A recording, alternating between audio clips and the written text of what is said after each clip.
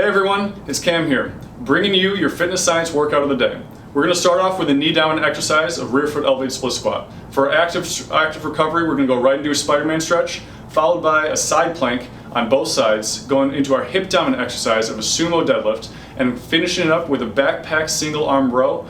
Use whatever you have lying around the house, and let's get after it.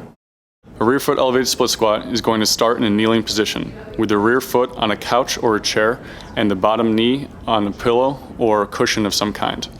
If this is a large stretch for you, you can stay in this position and you can add more pillows under the knee to make it less of an intense stretch. Once you're in a comfortable position, you're going to shift forward so the pressure is over the front foot but the back remains straight. All the pressure is going to go through the front foot and balancing on the arch between the front and the back of the foot and the heel. Connor's going to stand up to a standing position and lower back down until his back knee taps the pillow and continues. In this exercise, we want to think of an elevator instead of an escalator. If Connor were to go forward and backwards, it would create too much momentum in the wrong directions.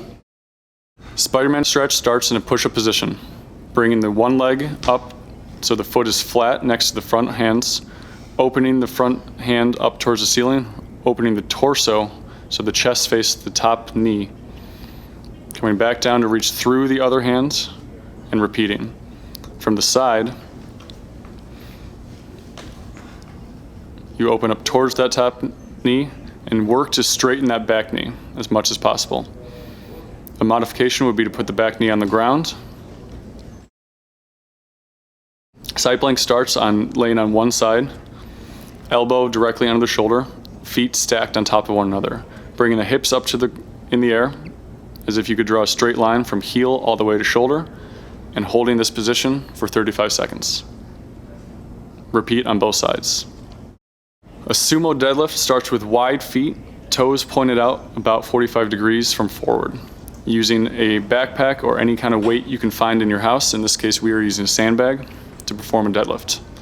Reach the hips back into a hinged position, and then using your knees to squat down and grab the weight. Keep the shoulders strong. Don't reach from the shoulders, but lower the hips further.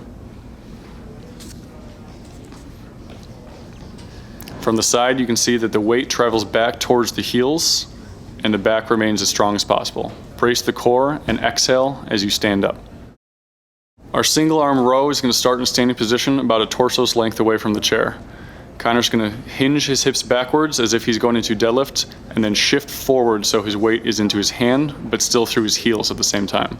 Reaching down to grab your weight, which could be a backpack or anything else heavy you can find around your home. He's going to pull towards his hip, not his chest, as he brings the weight up to his body. Lowering slowly, keeping the weight off the ground as much as possible. Notice his back remains straight, his shoulders don't rotate to the ground or away. Is repeat 12 times on both sides.